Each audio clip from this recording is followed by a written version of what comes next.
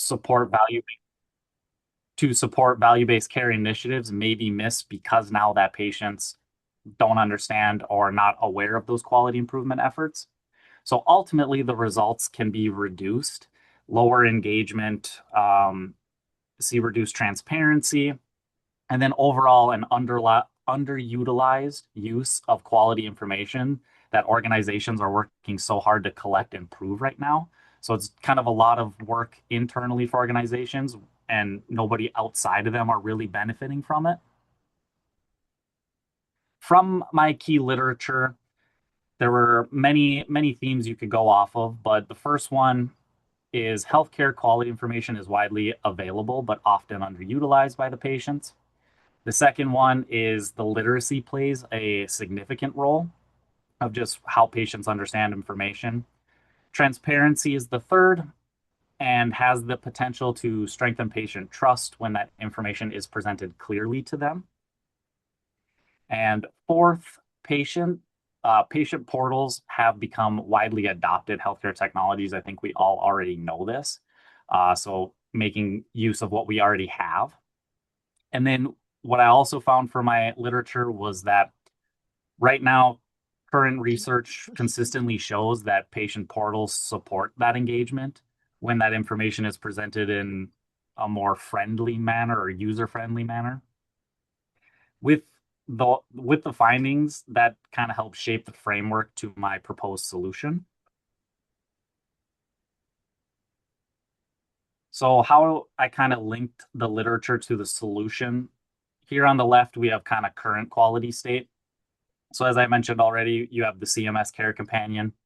And then for internal or organizations that help create quality accreditation kind of, you have HEDIS, Minnesota Community Measures, just general quality reports, and then you have your internal dashboards. So ultimately, my problem was kind of honing in on the quality is not easily understood, but we can kind of leverage information and technology that we already have. Patients are already using MyChart. They're logging in to look at their records, do their meds.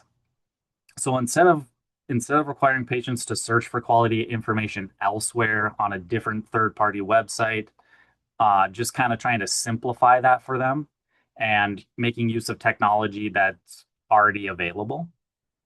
And so that would be putting that quality information directly into the portal for patients to use. So then I kind of created like an update to the dashboard of current day MyChart, and I named it the patient-friendly quality transparency model. And it's to bridge the gap between healthcare quality measurements and patient understanding. The framework begins by identifying quality measures that are meaningful to patients. Those measures are then translated into a plain language paired with educational resources to help them understand more in-depth information. But the best part is it's integrated into the existing patient portals. So MyChart is the example, but this could be easily adapted for other patient portals. MyChart is just such a big one right now with so many resources. It just made sense to start with them.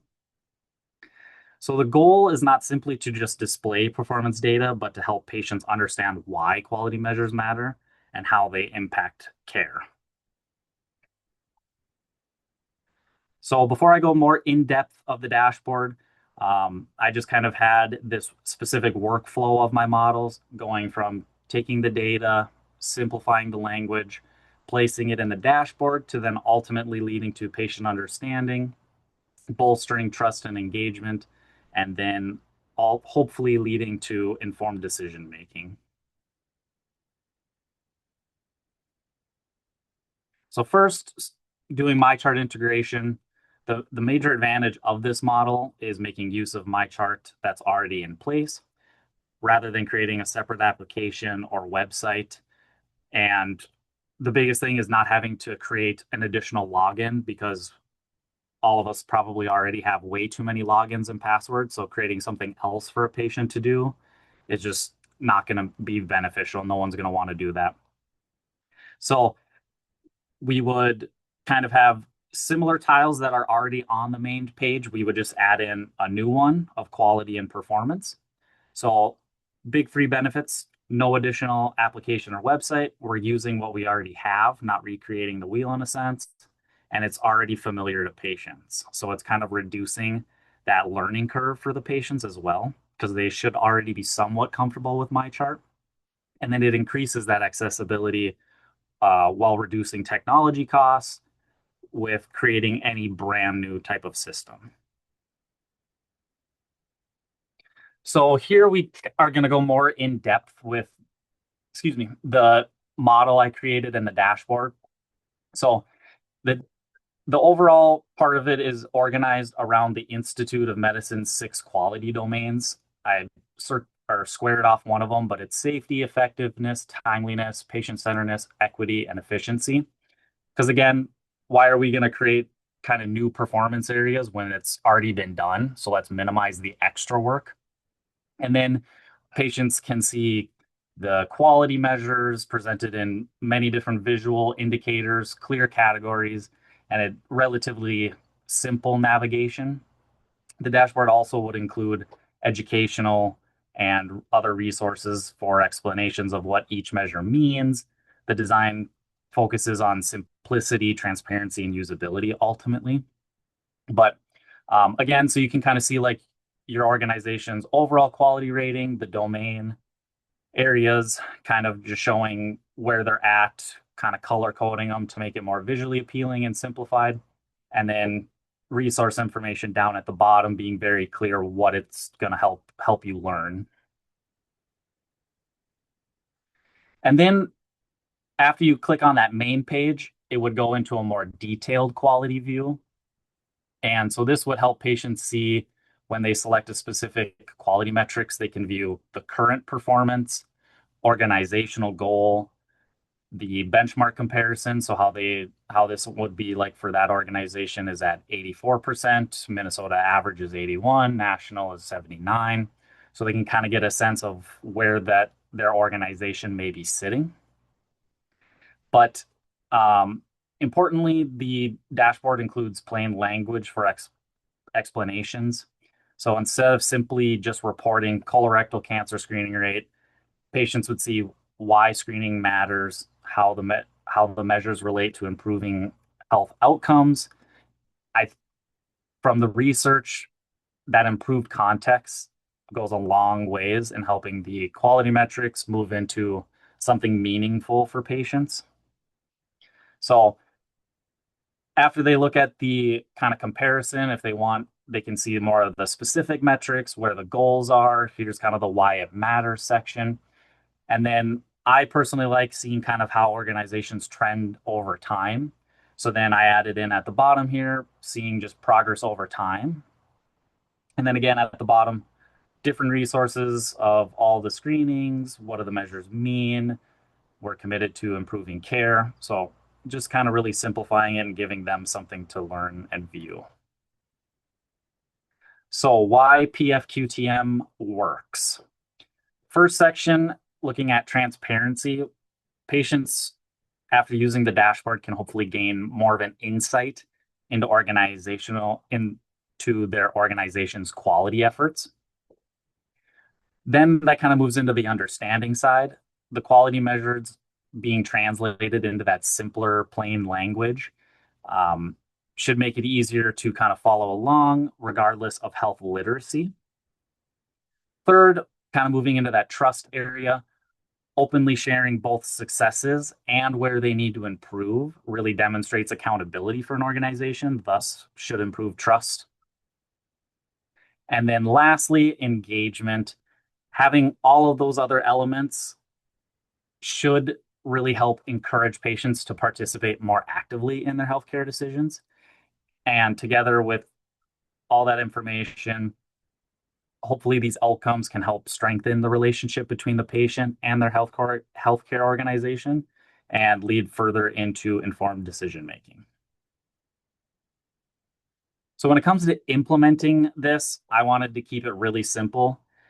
just to make it easier to move along. So start with number one, planning and design.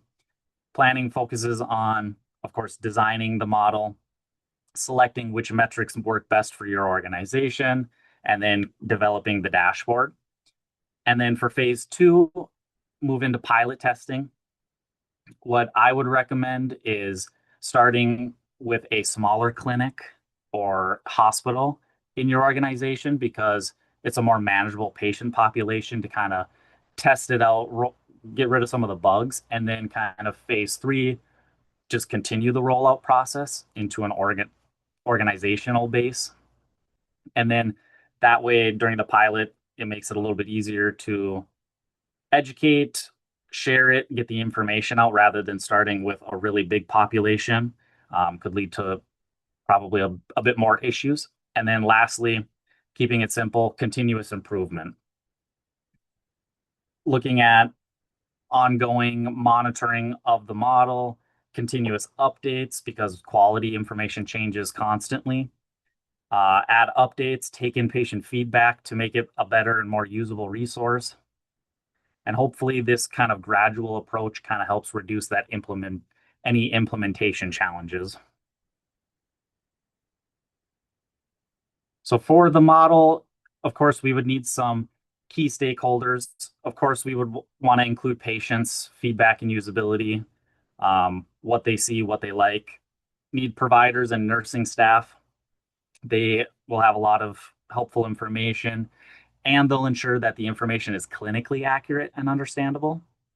We need a quality team just because they would help manage performance measures and the reporting requirements. You definitely need IT to help run support, the development and integration of the model. Including patient experience is a great way to assist in any kind of communication and health literacy considerations. And then, of course, you need leadership from the upper levels just to provide that direction and support to engage all the different groups and keep the project on track. So in my project, I looked at doing a force field analysis that an organization would want to do to just kind of see what would be the benefit of them doing it versus the negatives. So it's a scale of 1 to 5, 5 being the best. So of course they would definitely want their best scores would be increasing transparency, patient engagement, and aligning with quality goals. So we gave those 5s and then kind of sprinkled the other ones and then compared it to potential restraining forces of staff resistance, not wanting to change. Would there potentially be additional technology costs, even though we're using a technology that's already in place? Limited resources, workload increase, resistance to process change. So ultimately leading to the driving force outweighing the restraining forces, basically meaning that the higher score showing that this healthcare organization would be generally well positioned to support the implementation of the model with the appropriate planning and leadership support. With any kind of model, it's always good to have some success metrics. So kind of playing along with the 4 themes that I've had with engagement can be measured through how many times a patient views the dashboard, portal activity, use of the educational resources, just to name a few. For trust, that could be assessed through patient satisfaction scores or just a specially designed trust-related survey with specific questions. Understanding can be measured again through patient surveys. That one would probably be a little bit harder to fully comprehend and assess, but surveys at this time seem to be the best. And then outcomes, measures like preventative care and the screening compliance rates can help determine whether that increased transparency influence the patient's behavior to maybe get more of those screenings that they would maybe decline in the past. But ultimately, doing some of these success metrics should provide a strong enough evaluation of the framework.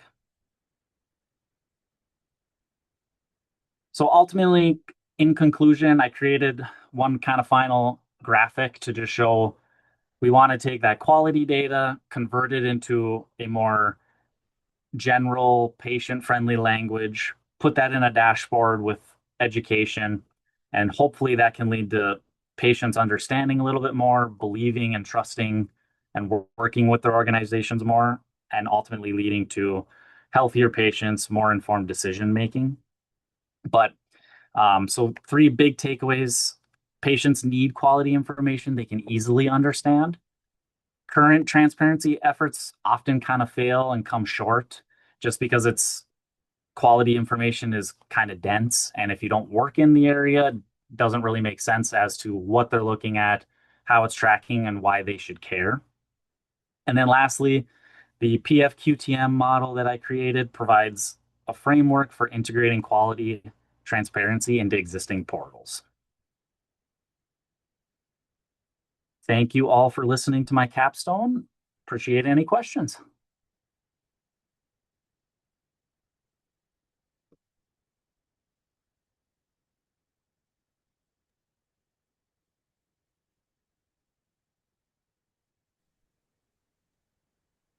I want to go to your hospital. Corey, I have a question for you. Yep. So I really appreciate what you presented on uh, involving or engaging the patients. My question is this, Yep. could limited patient engagement with accessing, reading, being involved, or reviewing quality metrics be more than just an issue of patient understanding? And to what extent do you think patients disengage because the metrics that are being reported do not reflect outcomes that they actually care about? Yeah. So I definitely agree that it's not just coming down to their reading level. And for sure, your point makes sense of trying to identify what metrics would make the best sense for the kind of mass populace, but oftentimes it's kind of left wide open. So like colorectal, for example, that kind of applies to everybody, but it doesn't have that personalized feel. So it would have to be really relying on kind of that committee when the model's being designed to kind of learning what our population is and trying to hit some of those metrics that maybe would engage with more of the population, and then really trying to encourage the community to provide that feedback so then those dashboards can be kind of more tailored made. I think that's a great approach. Thank you. Thank you.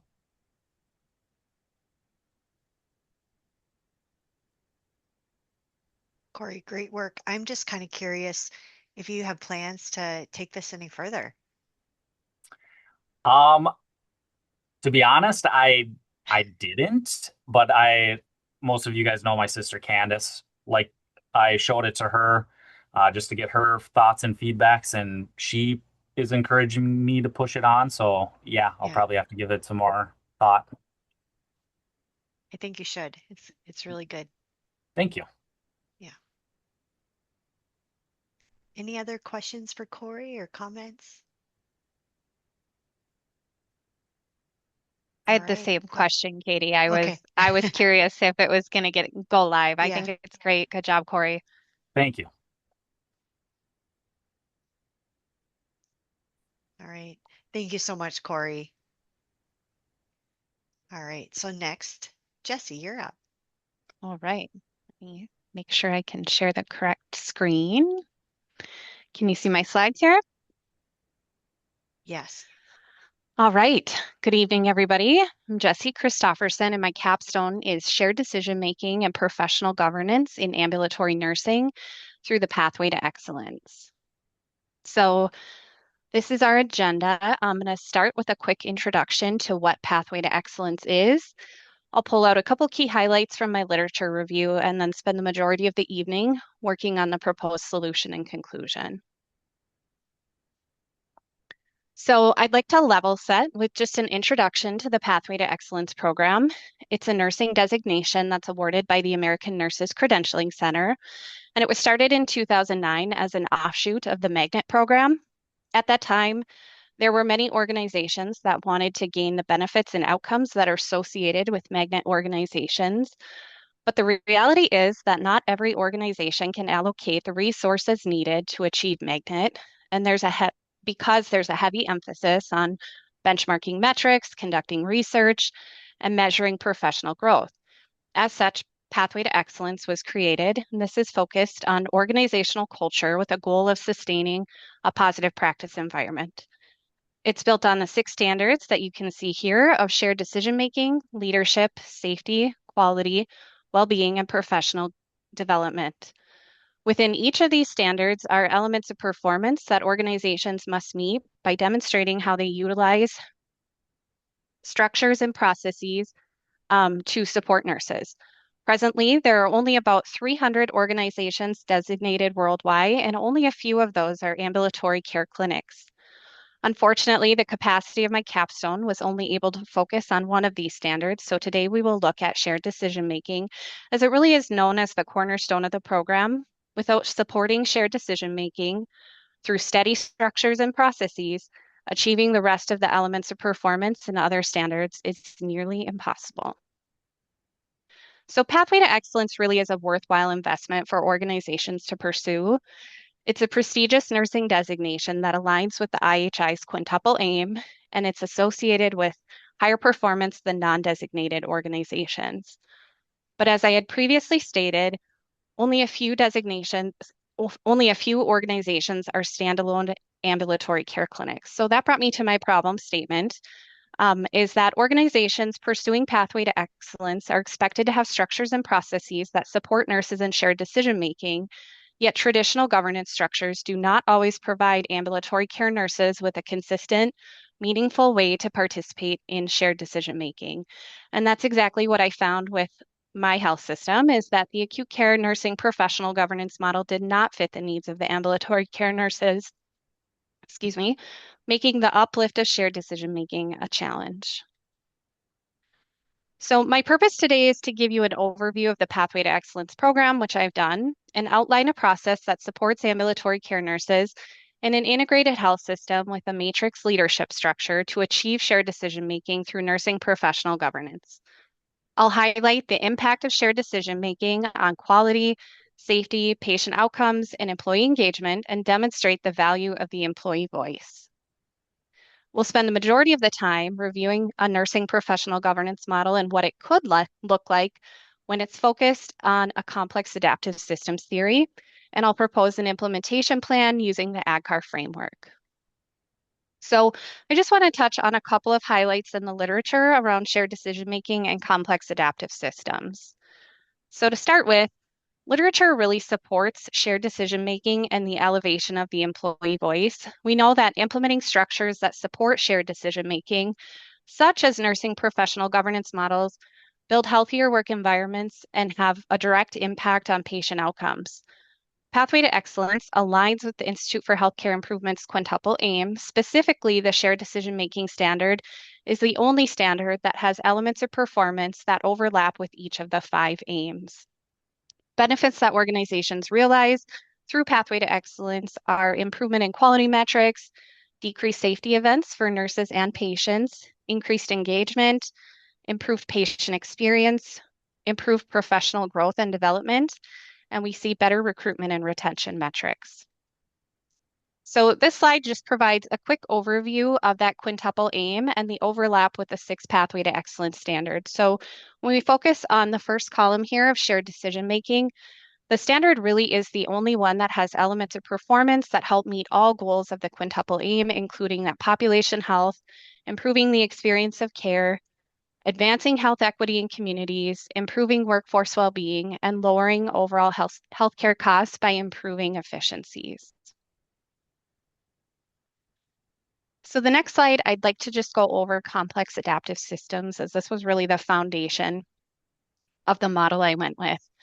The notion of complex adaptive systems has evolved through many scientific disciplines. At its foundation, Complex adaptive systems theory challenges the idea that understanding each individual part of a system is to be able to understand them as a whole. Complex adaptive systems often have similar characteristics. They celebrate individuality while honoring interdependence. In a complex adaptive system, stakeholders frequently change, or they might even carry dual roles, which creates overlap in work and competence. Because agents in a complex adaptive system have freedom and capacity to act in different ways, change is often unpredictable, both directly and through the indirect impact which is caused by those interdependencies. So as such, it's important for complex adaptive systems to maintain structures that support the fluidity. Does this sound like a healthcare system? Integrated health systems are growing increasingly popular in today's challenging financial climate. We know that by centralizing shared services, organizations can deliver care at a higher value, which decreases costs overall. When organizations merge and acquire additional facilities, especially in the ambulatory care setting, they often become part of an intricate matrix, which mirrors the theoretical framework of a complex adaptive system. In rural areas, this is seen more often, where we see team members and/or leaders floating between multiple clinic spaces to serve patients within a region. So as such, these agents create subsystems within those larger systems. Behaviors and changes have impact at both the local and system level, which can lead to conflict and cooperation, but the literature will tell you that this does not necessarily require resolution. Rather, health systems should uplift structures and processes that support the conflicts and cooperations to drive positive patient outcomes. So now we go into my proposed solution, and I will start that with a reflection of the Donabedian model for quality. So when we look at the Donabedian model for healthcare quality, nursing professional governance really falls into the structure bucket as a foundation of shared decision making. Without having a well-defined resourced governance model with bylaws and expectations, it's difficult to effectively uplift shared decision making, especially in an integrated health system or a large ambulatory care practice area. If all employees are not aware of where shared decision-making happens and there isn't a consistent structure, there can be no standardized and inclusive process to bring shared decision-making forward. As demonstrated in the Donabedian model, structures and processes are really what drive patient outcomes. Tim Porter O'Grady is a leader in nursing professional governance, and he recognizes it as a structure that facilitates deliberation and decision-making around areas of competency, practice, and professional development. So defined as this, nursing professional governance really aligns with and supports the employee voice that we discussed in the beginning as an important part of shared decision-making in the literature. So creating that structure that supports nurses truly is key. So what does a nursing professional governance model in ambulatory care look like? I drafted a model using the complex adaptive systems theory as a foundation, and then weaving in several best practices from the literature.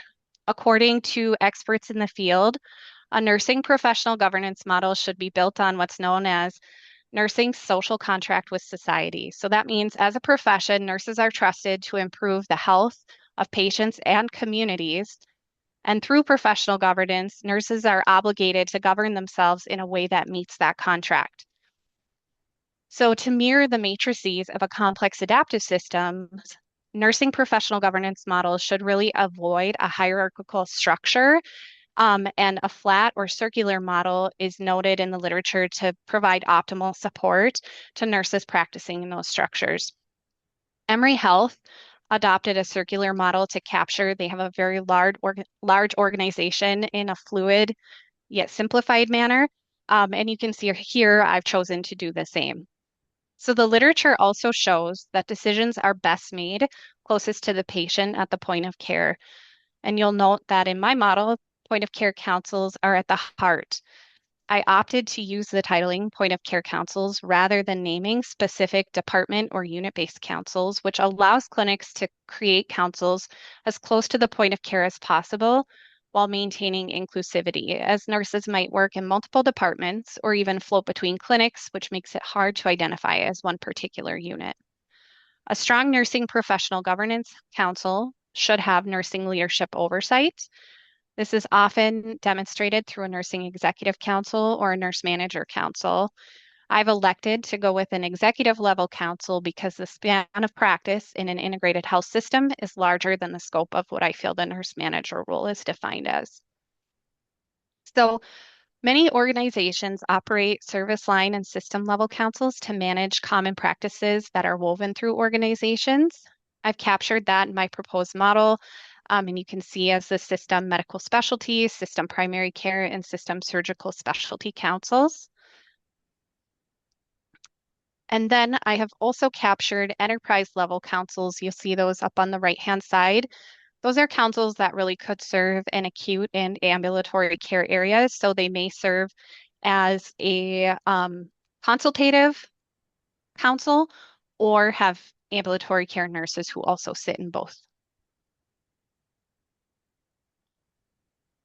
So building on that Donna BDM model, we know that those structures alone will not drive outcomes. So in the case of nursing professional governance, bylaws and competencies are the processes that drive outcomes. When we look at bylaws, it is again important to approach with that complex adaptive systems thinking to promote flexibility and inclusivity. They should be written to fit the size and scope of the entire enterprise and be non-prescriptive in nature. We know that complex adaptive systems can experience that overlap in work, so it's helpful to clearly define council level accountabilities to avoid duplication.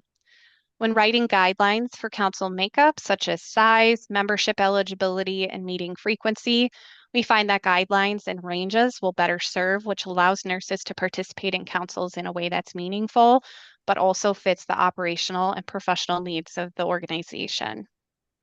Another key process in successful governance is ensuring that leaders and nurses have the knowledge and skills to sustain. These competencies must be resourced by the organization, and this is very important. The American Organization of Nurse Leaders identifies 6 behavioral competencies that are crucial for uplifting nursing professional governance, and they include relationship building, leadership, knowledge of the healthcare environment, professionalism, business principles, the leader within. Both formal and informal nurse leaders should be competent in these areas to partake in nursing professional governance. And when I talk about formal and informal nurse leaders, we consider all nurses leaders, especially when they're coming forward to participate in nursing professional governance. So it really is capturing all involved. So when we look at the implementation plan, I chose to follow the AGCAR model. The success of uplifting a nursing professional governance model is largely weighted on having a robust implementation plan, especially when dealing with a complex adaptive system. Many stakeholders involved across a variety of settings. It's important for organizations to follow a common and united plan to ensure that messaging, purpose, and approach are consistent. The AGCAR model provides a unified and standard approach to manage the change, and that can be helpful in managing barriers and resistance through its focus on sustainability. Using AGCAR to guide implementation, the first step we really see is to create awareness.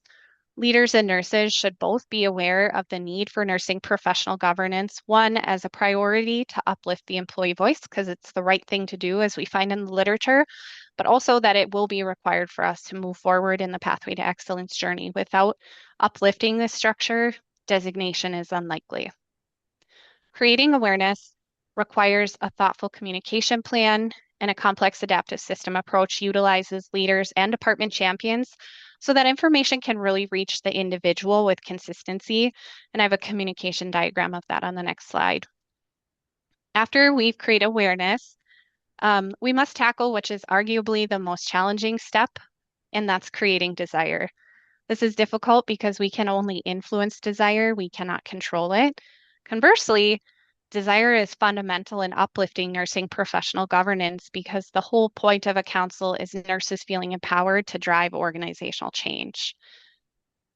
Next is to ensure that leaders and staff have the knowledge needed to uplift and support governance, and this is demonstrated through the previously discussed competencies, as well as training to the bylaws and understanding of the model as a whole. This is just an overview of what the communication tree could look like. Really needs to start with an executive sponsor to ensure that you're resourcing and getting everything you need at the system level. And then maybe you have a Pathway to Excellence program leader, maybe you don't. But the information would flow from the executive sponsor and ideally that Pathway to Excellence program lead down to the leader level and then to team champions. And this might be professional governance council chairs, or those who have really taken an interest in uplifting the voice in their nursing practice. I'll address the last two steps of our implementation plan through that managing barriers and resistance. So oftentimes, resource allocation and time are barriers to nursing professional governance, and as part of the ability step, organizations must be committed to resourcing professional governance. Strong support should include the uplift in strategic planning with budgeted time to give leaders the capacity to support. An executive level sponsor, again seen earlier, will ensure that connection to system planning. Navigating resistance to change can be one of the most challenging areas for leaders. Using the AGCAR model, resistance to change is really addressed through that reinforcement element, which is largely executed through recognition. By continually reinforcing the change, organizations realize three key achievements. First, reinforcement ensures that individuals do not fall back on old behaviors and councils continue to be sustainable. Second, it builds momentum for the change, increasing the likelihood that we can draw those late adopters in. And lastly, reinforcement celebrates the history of the change and what has been accomplished, which actually increases the readiness for future changes within the organization. Recognition might be elaborate and include things like all council report outs and celebrations, but research actually shows that some of the most impactful recognitions are simple ways to meaningfully celebrate individual contributions. So things like thank you cards, kudos, and different methods of that personalized recognition. So when we look at measuring impact, it's well established in the literature that nursing professional governance and shared decision making can have a positive impact on nurse and patient outcomes, including retention, engagement, quality, professional development, and patient safety. Those same outcomes that are highlighted in the literature can actually translate into perfect key performance indicators for organizations to measure the impact of nursing professional governance. So this might include measuring employee engagement through surveys, trending nurse-sensitive indicators and quality metrics, measuring retention in comparison to national benchmarks, and measuring the number and severity of safety events. We'll just hop into the conclusion here. So some key takeaways for this project for me is that ambulatory care really is continuing to grow as a rapidly evolving nursing specialty. And nurses in this area are facing a lot of new challenges, especially in rural communities where we're required to be adaptable and innovative to catch patients in an upstream way. And that's requiring us to work more efficiently and retain experience. Pathway to Excellence is a nursing designation that uses programmatic framework to support gaps in healthcare delivery, and it also aligns with the IHI's quintuple aim. So I would conclude that uplifting a nursing professional governance structure that supports ambulatory care nurses to provide the highest level of upstream care goes beyond a designation, but it really can be transformational for patients and delivery systems alike. I did pull out a couple of areas for future research. As nursing professional governance becomes more robust, we see new models emerge. Future research will probably be needed to evaluate these innovations. So currently there are two council health evaluation tools that are validated, the IPNG and the Varian scale, but there's not really literature or guidance out there to support when to use which scale. So future research might advise which tool is the most appropriate tool, especially for an organization who really mimics that complex adaptive system or that integrated health system where you see a lot of matrices. So that was kind of my idea for future research. And then I just have an appendix listing my references, but otherwise I can take questions.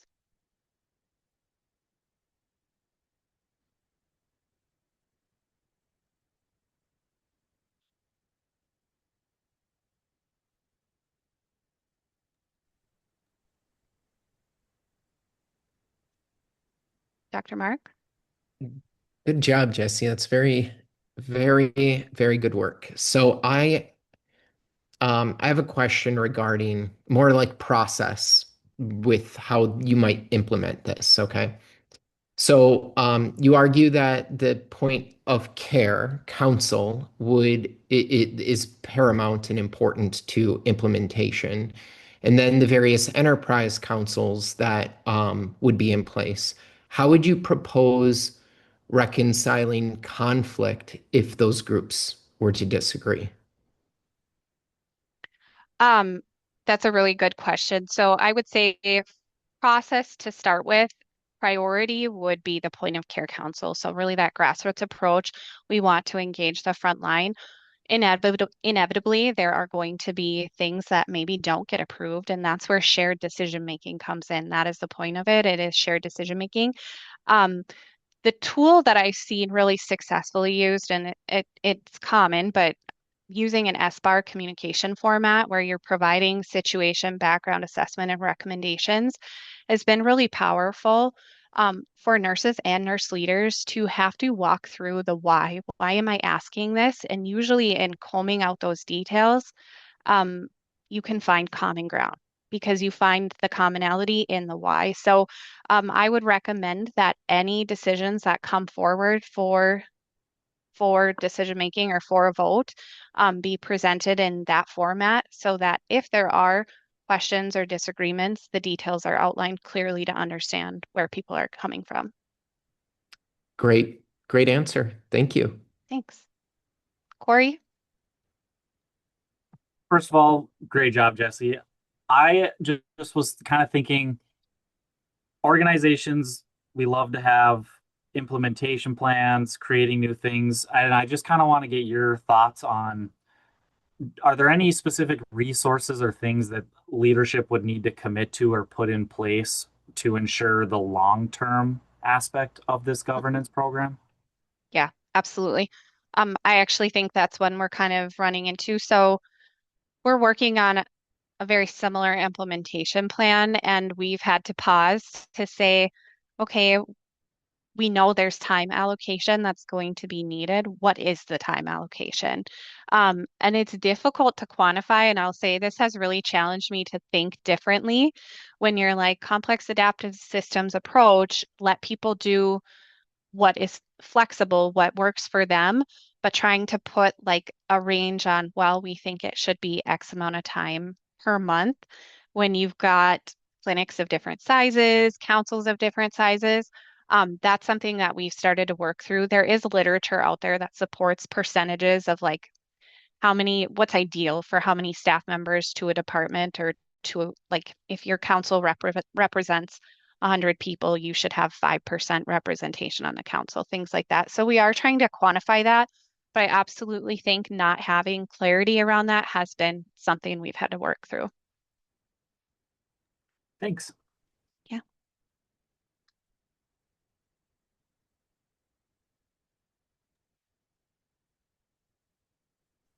Thank you so much, Jesse. Great job. Thanks. Yep.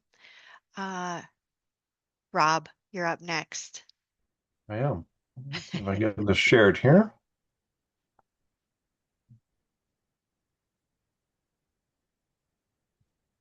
Go. All right. All right. Oh, okay. Thank you all for having me here, and thank you certainly to everyone for the support that got us here as well. I'm going to talk to you a little bit about utilizing telehealth models to strengthen rural healthcare.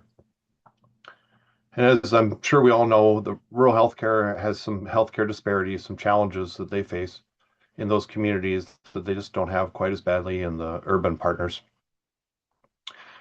Three kind of main categories of those issues are the limited access to care. We see fewer providers, more distance needs to be traveled, time spent traveling, and more limited healthcare infrastructure.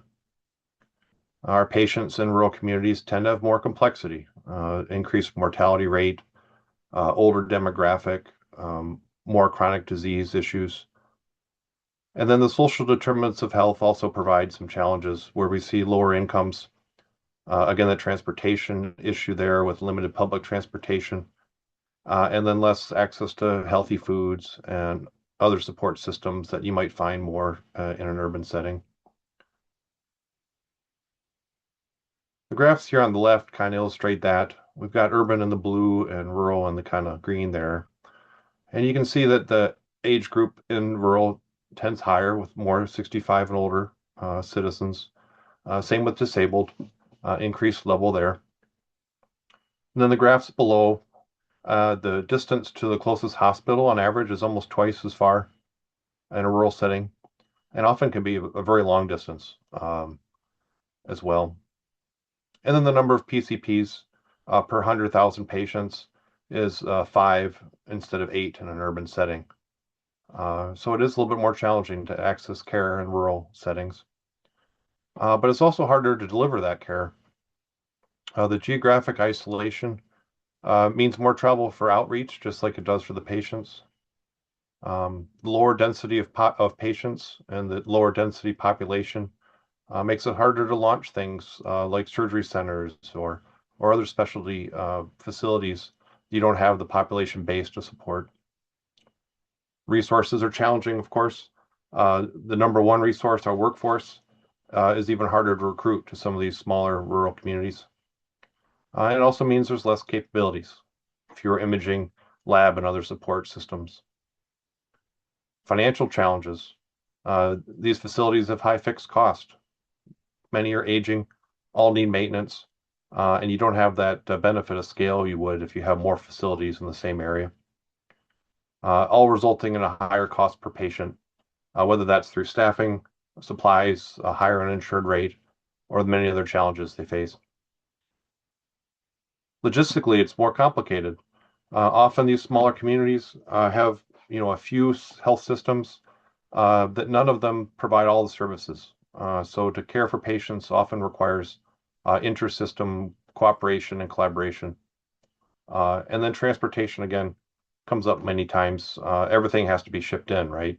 Everything from your gloves to your toilet paper and everything has to get shipped up, and that's just a little more complicated. And then we're talking about telehealth. So we need to look at connectivity. This map here shows each county and gives you an idea of the percentage households that have a broadband subscription. You can see our urban centers, 90% or more. That's great. But if we look at Minnesota, where we are, 70, 80% seems to be the preponderance of the counties. And you say, well, that sounds great, 80%. Well, but that means 1 in 5 of our patients doesn't have access to broadband at home. And so an average provider might see 20 patients. That means 4 people every day that they see can't benefit from telehealth very easily from home. Now, the residents of rural communities are willing to do this. They want telehealth services. Recent study resulted in 78% saying they wanted to use telehealth. So, what can telehealth do for us? Well, it can increase our access to care, reduces transportation costs, and bear in mind, in many of these rural settings, it's not merely just driving down the road. It might be taking a day off work or even a hotel stay to see the doctor they want to see. That increases our efficiency, gives additional access to specialists that may not be able to outreach to every clinic, improves our chronic care, boosts our patient satisfaction, and can deliver safe, high-quality care. And most of all, we can positively impact a number of lives. So how do we do it? Well, the first thing we need to do is develop what I've called the telehealth menu. And we'll go into that more soon. But essentially, that's our blueprint. It's a living document made with an interdepartmental governance group and clinical input that details what and how we're going to do our telehealth. Once that's in place, we need to connect with our patients, right? We need reliable, functional, and effective connection with our patients. We need them to be aware of what's offered, both internally and externally. And we need to build that confidence and acceptance of the program itself. So the telehealth menu. This provides the what, the how, the when, and the who for our telehealth program. What do we need to do? Well, the first step is a needs assessment. What are the care needs of our community? What are the ailments? What are the specialties? Where are we missing? Where are we not meeting the needs of our communities? And let's focus on those. What's the connectivity of our community? Perhaps we live in one of those lucky counties where 90% of our citizens have connection. Maybe we're in one of the ones with 60. We need to deal with those gaps. And I've got some options here coming up on that. What community partnerships might we take advantage of? Are there libraries, other health or volunteer organizations that we could partner with? So then once we know some needs and what we need to tackle, what are our capabilities? Now, most health systems these days have electronic health records, and many of those have sort of baked in telehealth systems. But we need to know what they're capable of. Do they allow for live video? Do they allow for transmitting photographs? Do they allow additional equipment like a stethoscope or an otoscope to be attached? And how do those all work? We need to identify which providers and which specialties are first appropriate to be done through telehealth. Of course, we're not going to be setting a broken leg over the cell phone, so we need to make sure that these are appropriate care. And then capacity is important as well. Do these departments have the capacity to take on this the extra visits? But we could also use this to balance capacity across the system. If one area is booked solid and has no access for months, and yet another part of that system has available access, we could utilize that to help those communities. So when do we apply telehealth care? It needs to be clinically appropriate. And it needs to be appropriate by each mode. Behavioral health care can be done on a voice call over a telephone. Hard to diagnose a rash that way. So we need to make sure we have the right mode for the right care need. Also important to identify those red flags. Which complaints or issues or symptoms to simply not tackle with that mode. And then how do you escalate that? Because you're likely to get someone to call you on the phone about a rash, and then what do you do to help that patient? And then continuous improvement. This needs to be a living document that evolves and changes with the needs of the community and the technology itself. Who? This has to be a collaboration. So many departments are involved in our care of our patients, from scheduling and billing to our support staff, our providers. We all need all those voices as we develop this program. And two-way feedback is essential. I'll mention that a number of times through this presentation. But we need to hear from those doing the work. We need to hear from our patients, and then they need to hear from leadership about what's being done to help make those improvements and acknowledge those concerns. So I'm no clinician, so this is just an example. Don't go taking my menu and using it, but it's a sample here for you. And I've got 4 visit modes: audio only, photos, videos, and teleconference, and then 4 departments on the left. Now, this can be done with 1 department at a time. 2, you can add more, you can remove them. Again, this needs to be living. And then you can see I've got some green conditions and some red flag conditions for each item. This would need to be done with your clinical partners. Assure that safe care is being done and quality care for each level, and certainly including each department's leadership, because they're going to have different needs and different abilities. And then a little note there, interdepartmental governance as well. This needs to be something that can be modified. When there are issues, they need to be brought to the governance committee and suggestions made for improvement. Okay, so we've got our menu done. We're all ready to go, but we got to connect with our patients. So how do we do that? Well, first we determine the technology capabilities. What systems do we have? What's available in the community? And again, those are going to change tomorrow. So let's keep on top of those changes and continuously improve our technology. Connectivity. Do we have broadband in our community? Do we not? We need to tailor those solutions to meet those community needs. One way to do that is through kiosks or public access. I know that some systems are putting in health rooms in schools so students can access telehealth right there from school.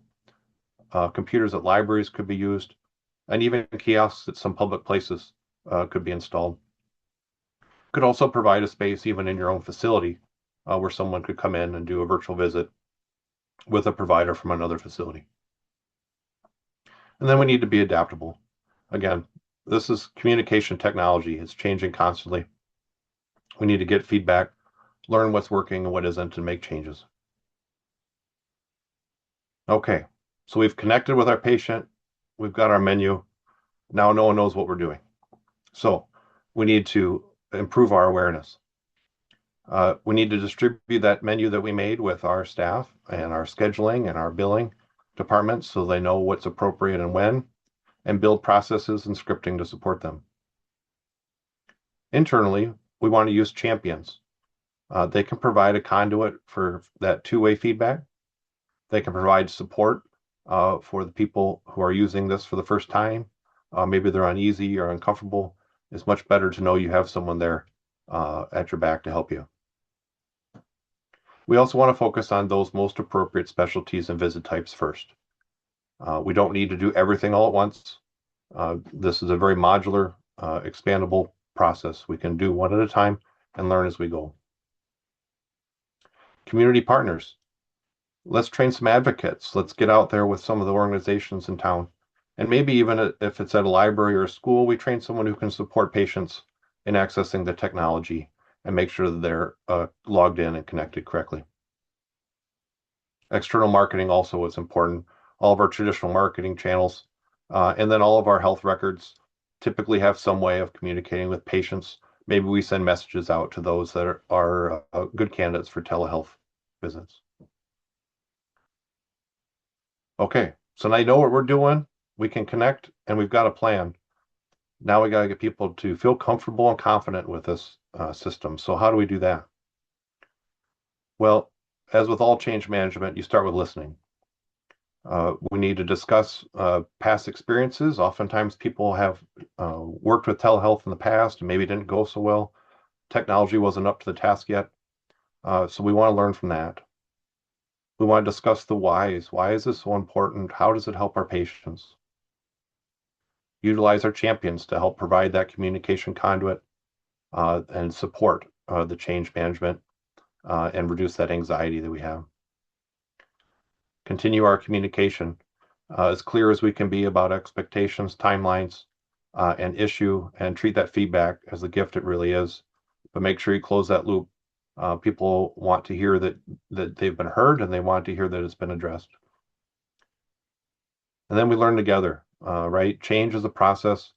We need to share in our successes, share our struggles, and when we fall down, and then what we learn from it, because none of us are smart as all of us. All right, so we've got our telehealth system up and running, and we need to see if it's doing any good, right? So we need to develop an evaluation framework, and there are many of them out there. I'm presenting the Sprout STEM 4-domain framework, which is a good one. This domain focuses on health outcomes, which is mirroring pretty much most of our quality dashboards of our chronic disease management and health screenings and such. Ideally, we'd see those improve through the use of telehealth. Health delivery. How are we delivering our care? What percentage of our visits are done through telehealth? What demographics are using it most or least? And which visit modes are working the best? All that information can be used to identify gaps and also successes to be repeated. Experience is important, of course. How is our patient experience, staff, support staff, clinical staff? We want to hear from them. That feedback, again, is essential for improvement. And then lastly, our effectiveness. What are our quantitative KPIs? How can we benchmark and use best practices and learn from others? And then we need to ensure that our goals and our work in telehealth match and align with our organization's strategic goals. So a few takeaways here. One is high quality telehealth care is very possible. Rural residents want it. We just need to be thoughtful on how we create it, set our parameters, and make sure we're continuously improving. We need to develop a clinically sound and a living telehealth menu to guide this work. Interdepartmental creation and governance needs to be developed and a part of this throughout the whole process. And then it's also important to integrate this into your health system, your electronic health record, rather. The more that we can bake this into our normal workflow and just our day-to-day work, the more likely it's going to be utilized. If we develop a system that's well and outside of our normal workflow, it just simply won't be used as much. Improve our awareness and our acceptance by defining our scope and our process and ensuring that two-way feedback communication. Communication again, listen, acknowledge to concerns, and like everything in healthcare, telehealth is constantly changing and evolving, and so we need to do that too. All right, so what are your next steps here to launch your own telehealth program? Well, first, you need to explore capabilities and the needs of your community. What do you already have in place? What do you want to get accomplished? Maybe you need a vendor for certain parts of that. We need to understand that. You need to create your interdepartmental governance committee that's going to develop and then monitor this process. That group develops your telehealth menu. Again, a living document, doesn't have to be every department, can start with one or two, can add, can change. And that's the important bit, is that we learn and we evolve as this goes. Share and collect your feedback. Make sure you're closed loop on that communication, and make sure you're listening and acknowledging those issues that everyone's having, from patients to staff, so that we can build the confidence in the program. And then measure and improve. It is a continuous improvement process, and that it's important to make sure that we have everything aligned with our strategic goals. And so with that, I have any questions?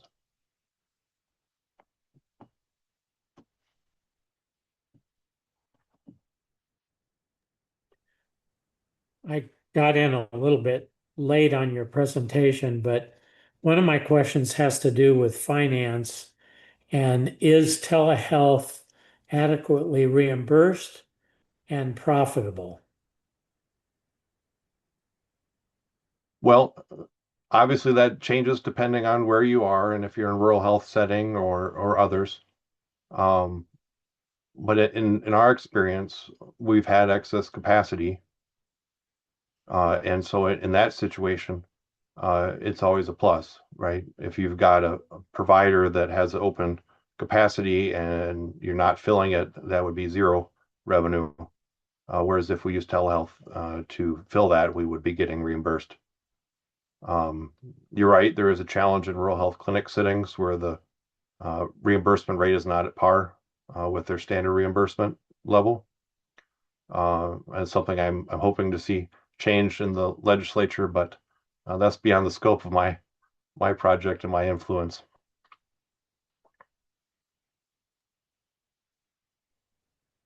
Hey Rob, good work. This is David. I have a question about how you would advocate for telehealth options for rural patients, Mhm. but balancing that with what may be a likely scenario where you have payers in large health systems that might direct patients towards preferred providers or uh, uh, provide options for patients outside their local communities. So, how would you propose a model that allows for expanding telehealth options without um, uh, like losing the strength of the local presence, I guess, and potentially reducing patient volumes and revenue.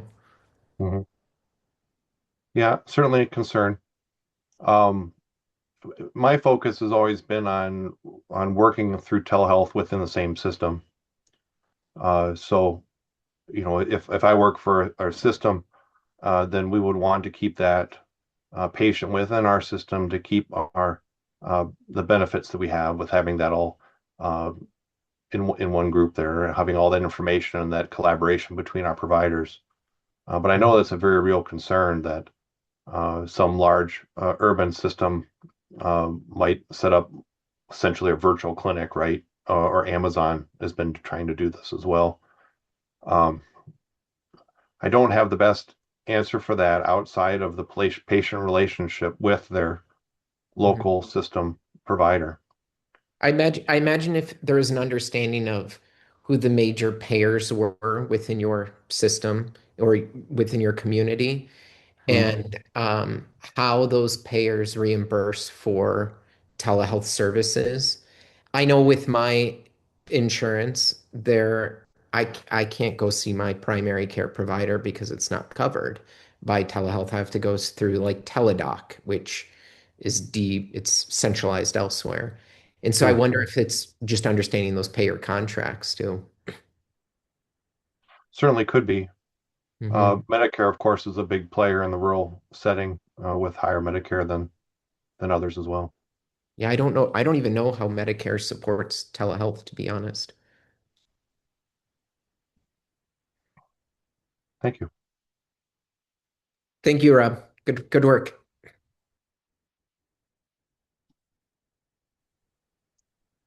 All right. Thank you so much, Rob. And Anna, you're our final presentation this evening. Let me get my stuff ready here. Are you guys able to see my screen? Yes, but it's not presentation mode, Anna. It should be coming in shortly. Okay. I can see it. Okay. Just so you know, we can see like oh, there we go. Perfect. Perfect. All right. Thank you everyone for joining this evening. My name is Anna Wakefield, and I'll be presenting my capstone project, Navigating Capacity Management Challenges Within the Inpatient Setting.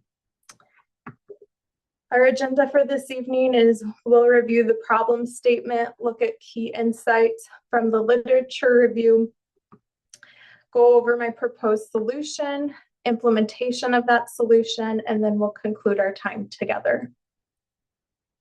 My capstone project started from the problem statement that hospital capacity constraints pose unique challenges as facilities look to keep patients safe, support staff, and meet the needs of the community. During the COVID-19 pandemic, many hospitals had to quickly pivot to respond to crisis-level patient volumes. Since the pandemic, there has been an increased focus on navigating capacity surges. However, many hospitals still lack a framework to identify capacity challenges and simultaneously implement targeted interventions to alleviate the compression that occurs during surges in patient volume. How a hospital manages fluctuations in patient volume or patient movement throughout the day significantly impacts an organization's daily operations and finances. Every hospital system must recognize capacity constraints and maintain operations through difficult times in ways that support frontline team members and keep patients safe. As we begin, it's going to be important to define a few terms related to capacity management. First, Humphreys defines hospital capacity as an upper bound that describes the best possible performance of the hospital in terms of productivity, output, or number of patients treated.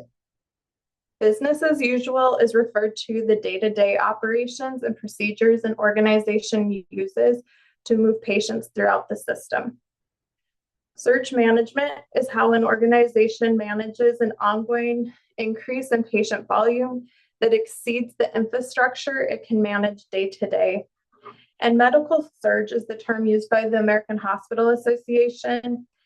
And this is defined as the rapid expansion of capacity to meet increased demand for healthcare services and to accommodate large number of patients.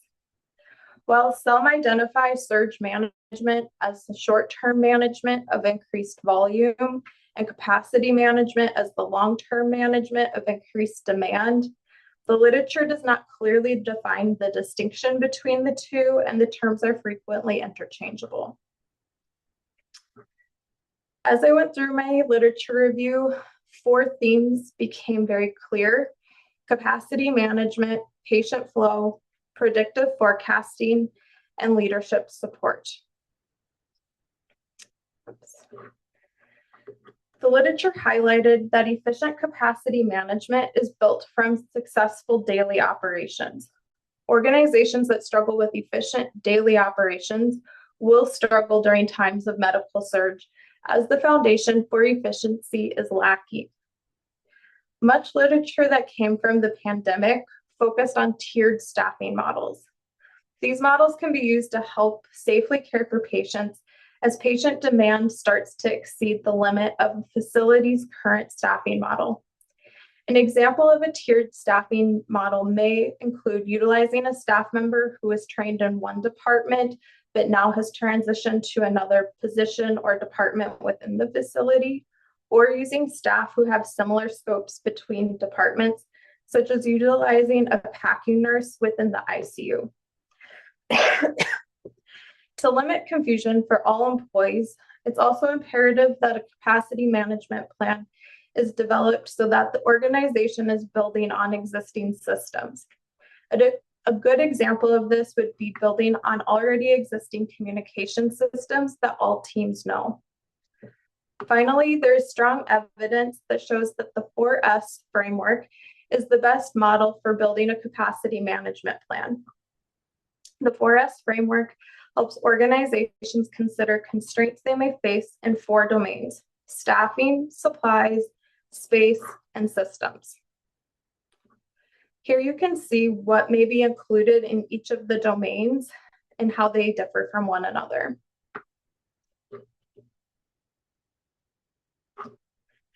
As I went on to review the literature regarding patient flow, there are many different interventions being utilized by organizations.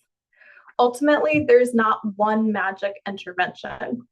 Rather, the literature reveals that it's about finding the best combination of interventions for a given facility to help them bridge gaps and build an efficient daily operations base that can then be built upon during times of medical surge. Frequent patient flow interventions that were mentioned during the literature review included discharge lounges, virtual healthcare applications, prioritizing discharges before noon, boarding patients in inpatient hallways, and command centers. It's also a best practice for organizations to utilize some form of predictive forecasting to help plan for possible surge events based on current and historic data. The best predictive forecasting models were models that utilized Ceramax. These models were able to produce an accurate 7-day and hourly forecasting model for organizations. It's also important to consider models that can be fed additional information, such as holiday schedules or infectious disease spread within a community for best planning. However, predictive forecasting alone is not enough to help organizations navigate medical surge events. Finally, the literature review highlighted the importance of leadership support during medical surge events. These events are often moments of increased stress and frequent change. It's important that facilities have a plan regarding how their leaders will respond and support frontline teams. 2 approaches were identified during the leadership review. The first being leadership coaching, especially for those in executive level leadership positions, and secondly, resilience-oriented leadership. Leadership coaching provides leaders with different models to build from in times of crisis. This allows the leader to explore different methods of leadership support and find one that's genuine to them as a leader. Resilience-oriented leadership helps leaders and frontline teams focus on how they can adapt to workplace adversity during moments of crisis, while also providing psychological safety and ongoing collaboration with employees. My proposed solution focuses on helping healthcare facilities navigate capacity management challenges from both a facility-wide perspective and at a department level. For best results and to minimize gaps, it's imperative to use a multidisciplinary approach when developing capacity management plans. In my solution, I recommend developing a tiered capacity management plan, both at the organizational and department levels. These tiered plans should include clear triggers and interventions for each level that are easy to understand and implement during surge events. Ultimately, the goal is to meet the needs of the facility and the individual departments while ensuring operations continue to run as smoothly as possible during moments of medical surge. The interventions proposed in my solution are divided between facility and inpatient department interventions, with some overlap between the two. The facility interventions focus on developing a capacity management plan while also exploring other evidence-based practice interventions to help promote efficient operations, planning, and leadership support. The first step in developing a capacity management plan is to assess the current state of the facility. Utilizing a 4S baseline assessment, the organization should survey all staff to help identify gaps in current operations from a frontline perspective. The recommended survey utilizes a 1 to 4 scale, and this helps weight whether each domain is currently leaning net positive or net negative. I'll show you an example of this on the next slide. After surveying frontline staff to assess current operations, each department will need to complete a department 4S assessment. This assessment is recommended to be completed by the unit leadership team. The department assessment provides insights regarding the current state, identified gaps, department needs during times of medical surge, and recommended interventions. The department assessment is created in such a way that each department could develop an action plan to address current gaps, while also providing a foundation for the department to create its own capacity management plan. After developing Department 4S capacity management plans, the facility can create a capacity management plan using the same 4S framework for the whole facility. After developing the capacity management plan, the facility should run a simulation of all departmental plans and the facility plan. Ongoing reevaluation will be necessary as healthcare is ever changing. During this time frame, the organization should also be looking into additional recommendations, including what interventions may help promote patient flow, predictive forecasting, and leadership support opportunities for leaders within the organization. Here's the baseline facility assessment that I created. It uses the 1 to 4 ranking like I discussed, and it goes over each domain. The goal here was to keep it as simple as possible to help increase the number of responses from the frontline team, but also just keep it simple and easy for staff to utilize. Here's a portion of the Department 4S assessment that I also created. This looks at staffing specifically, but all domains would be assessed using current rating, identified gaps, department needs, and recommended interventions.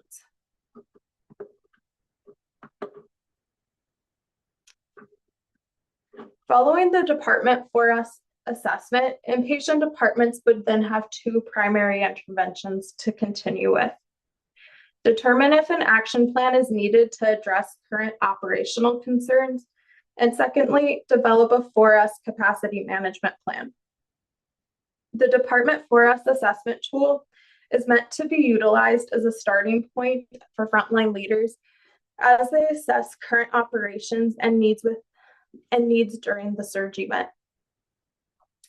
As part of my proposed solution, I recommend that departments and facilities create a tiered capacity management plan, as medical surge is often something that is a spectrum of compression that can increase over time. This approach is adapted from the Association of Women's Health Obstetric and Neonatal Nurses. Each tier should include specific triggers and interventions that are clearly defined and be completed by frontline staff. The next few slides will provide an example of a tiered capacity management plan for an inpatient women's and children's department within a community hospital. This department was able to identify that staffing and space were their current gaps, and so you'll notice many of the interventions do focus on those two concerns. The department capacity management plan for this department starts with the green status or business as usual. It'll have clear triggers both for capacity and staffing within each level of the tiered system, as well as interventions. Here in yellow, things are starting to become more strained, either in staffing or capacity. You can see here that a lot of the interventions focus on trying to get additional staffing, freeing up staff, or assessing the use of current space.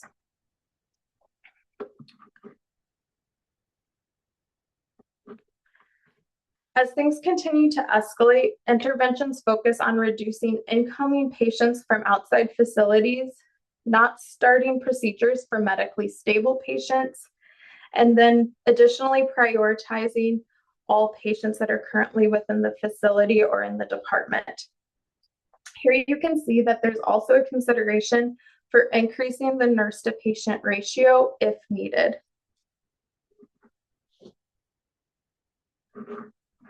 Finally, the last category is critical capacity or critical staffing strain. And here you can see that there's a consideration for use of spaces outside of the department for incoming patients that would locate patients then in areas where training is inclusive to the specialty care for obstetric or pediatric patients. Implementing this project will take dedication and time. It is recommended that at least 16 weeks be dedicated to the implementation of this project. Additionally, to keep everything on track, it may be helpful to utilize a project manager to help with the implementation plan. For some facilities, the implementation timeframe may need to be expanded for best results. You can see here that there are 4 phases to this plan: assess, explore, plan, and validate. In the assessment phase, this is when the capacity champion group will be formed. They'll get assessments going, both of the whole facility and as well as the department. During the explore phase, the champion group will look into things like predictive forecasting or leadership development opportunities. During the planning phase, the assessments will be reviewed. Departments will create their capacity management plans, as well as the champion group creating one for the facility. And then finally, in the validation phase, everyone will review the plans, and then a simulation will be conducted. A 5th phase could be added to this, where it's more maintenance and ongoing reassessment as surge events occur for the facility. Here's another way of looking at the implementation plan over the 16-week period. You can see that there's a lot of overlap between the phases, but it also lists out all of my recommended interventions for this project more clearly. It is inevitable that there will be some amount of resistance to change. For healthcare leaders looking to implement the proposed solution within their facility, Lewin's force-field analysis model may be helpful. This helps leaders identify possible driving forces behind the resistance to change they're experiencing, while also identifying the driving forces supporting the proposed change. Here you can see in my sample that on the right side, you have the potential driving forces behind resistance, while on the left side, the driving forces to support the change. It's also important that this is also why focusing on leadership support alone, or the support plan is important. Knowledge and conversation alone cannot address resistance to change. Leaders must know how to build trusting relationships with their team. Consistency in working with employees and consistent feedback about growth opportunities will be imperative when helping a leader build trust. An organization may actually want to consider leadership coaching for leaders at all levels to best support frontline staff as they prepare to address resistance to the changes that they propose.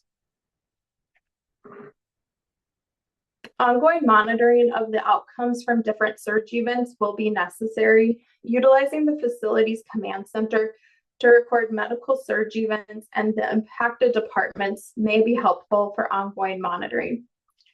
Having departments impacted by a surge event, as well as the command center provide feedback using the 4S framework, will help identify any barriers or gaps the team experienced during an event.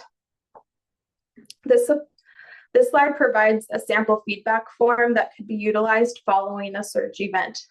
After collecting the feedback, the champion group or designated leaders should review the feedback forms. Frequent ongoing evaluation will be necessary to identify gaps in the capacity management plans so that improvement can be made for future events as needed.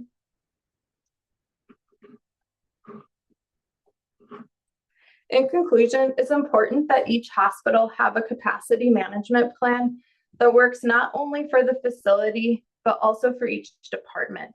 Not all events will impact the whole facility, but the more a facility can be prepared, as well as frontline teams, the more successful an organization will be.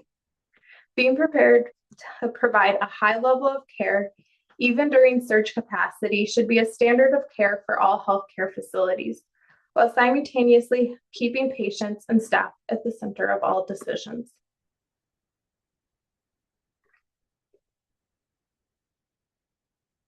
And what questions can I answer?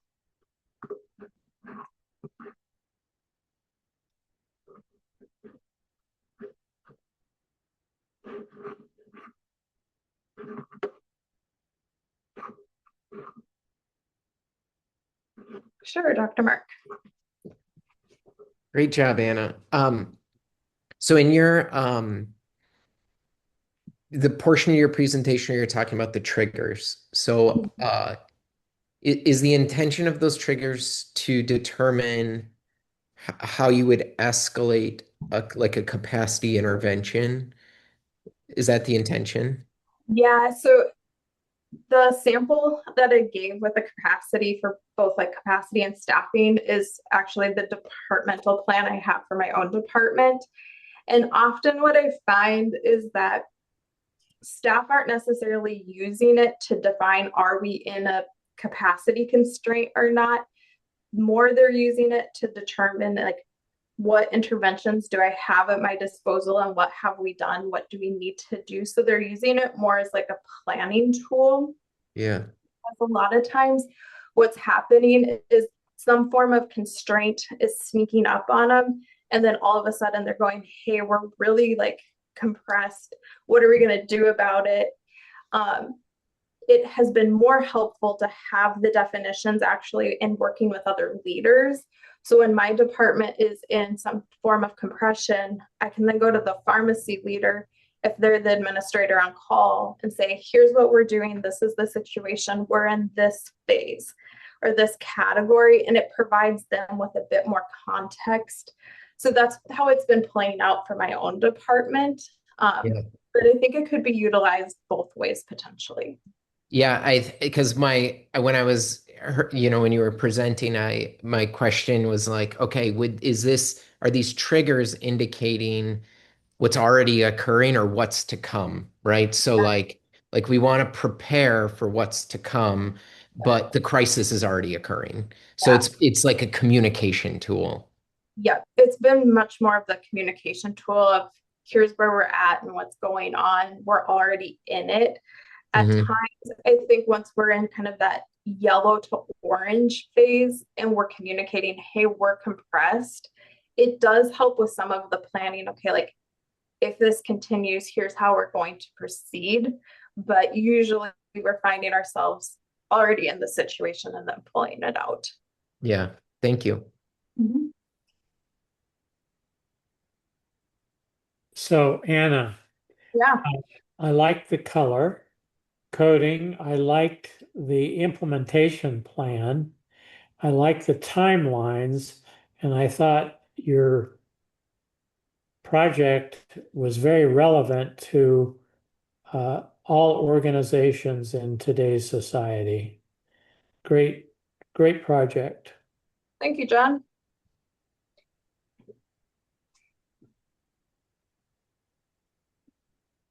Any other questions or comments for Anna? All right. Well, that concludes our presentations for tonight. I will just let the students know in cohort 2, I am working with the library to get some details on how we can get your capstone reports published. And so just be on the lookout for an email from me on that once I get that information. So you all did such a great job this evening. And yeah, congratulations again on everything and this big accomplishment of earning your MHA. So, all right. Great job. All right. Have a good evening. Thank Thanks, you. everyone. Yep. Thanks. Bye.